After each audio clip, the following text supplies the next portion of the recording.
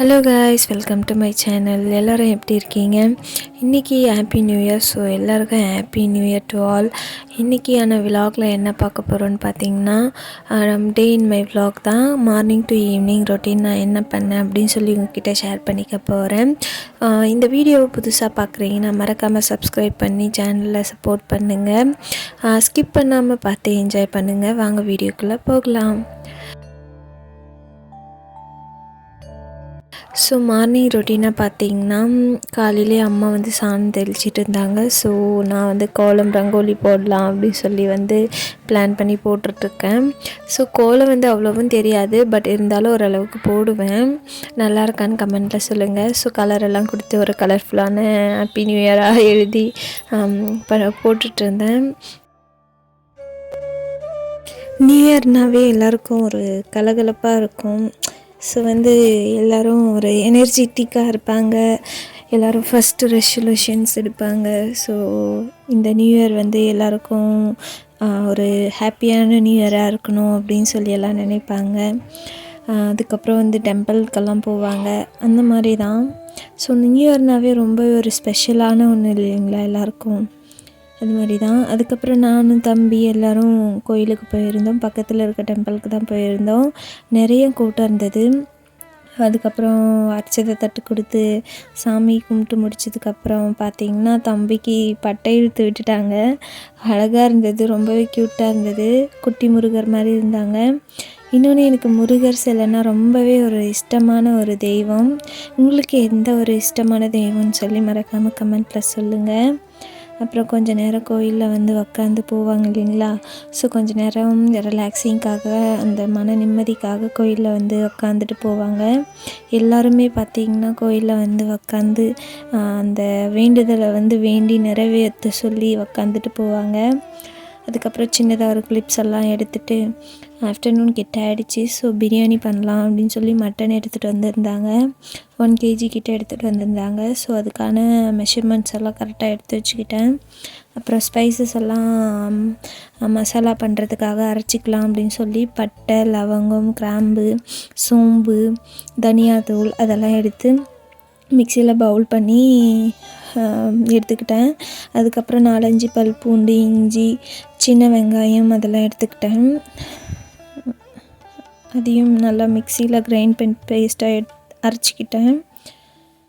அப்புறம் வந்து ஒரு 2-3 பச்சை மிளகா, அப்புறம் பார்த்திங்கன்னா புதினா, கொத்தமல்லி எல்லாம் அரைச்சி ஒரு தனியாக எடுத்து வச்சுக்கினேன்.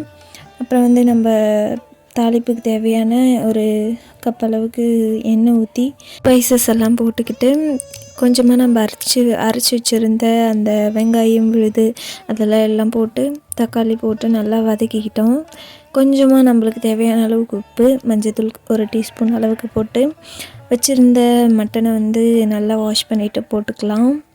கொஞ்சமாக நம்மளுக்கு தேவைன்ற அளவுக்கு கர்ட் சேர்த்துக்கிட்டு ஸ்பைசஸ்க்காக நம்ம வந்து மிளகுத்தூள் அதெல்லாம் சேர்த்து நல்லா கலந்து விட்டுப்போம்.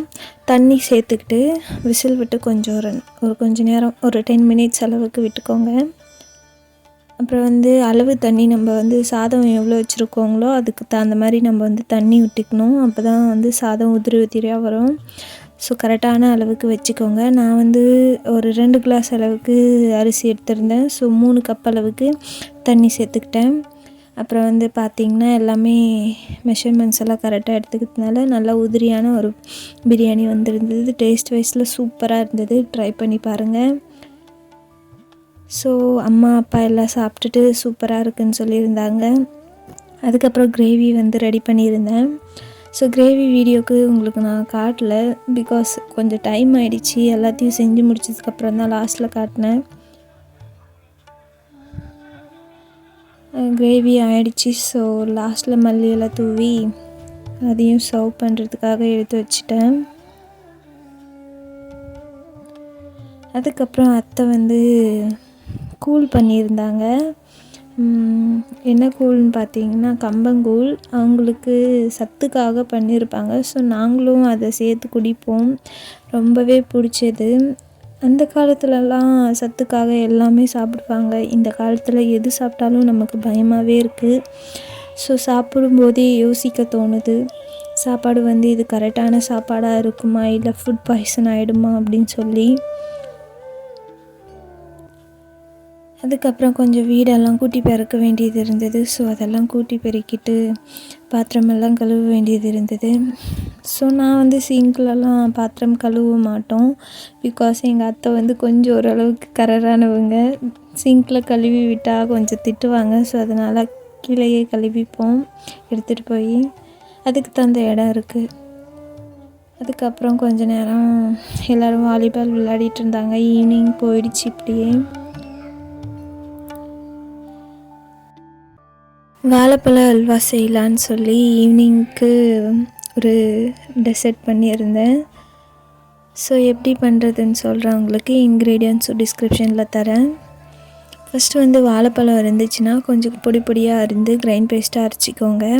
அப்புறம் வந்து வெல்லம் இல்லாச்சி சர்க்கரை இருந்துச்சுன்னா அதை வந்து பாகு மாதிரி காய்ச்சிக்கோங்க. காய்ச்சி நம்ம அரைச்சி வச்சுருந்த கிரைண்ட் பேஸ்ட்டை எடுத்து சேர்த்துக்கோங்க. சேர்த்து நல்லா கொஞ்சம் நேரம் கலரி விட்டுட்டு நெய் இருந்தால் அதை வந்து நல்லா நம்ம அப்பப்போ சேர்த்துக்கோங்க. ஒரே டைம் சேர்த்துறாதீங்க. நம்ம கலராக கொஞ்சம் கொஞ்சமாக சேர்த்து, கொஞ்சமாக கலர் இருந்தால் கொஞ்சம் சேர்த்துக்கோங்க. நம்மளுக்கு டேஸ்ட்டுக்காக நல்லாயிருக்கும். அது நல்லா அடி பிடிக்காத மாதிரி கலரி விட்டு கரண்டியும் அந்த பேனும் வந்து ஒட்டாத மாதிரி எடுத்துக்கோங்க. அப்புறம் வந்து முந்திரி திராட்சை இருந்ததுன்னா போட்டு சர்வ் பண்ணிக்கோங்க. அவ்வளோதான், டேஸ்டியான அல்வா ரெடி.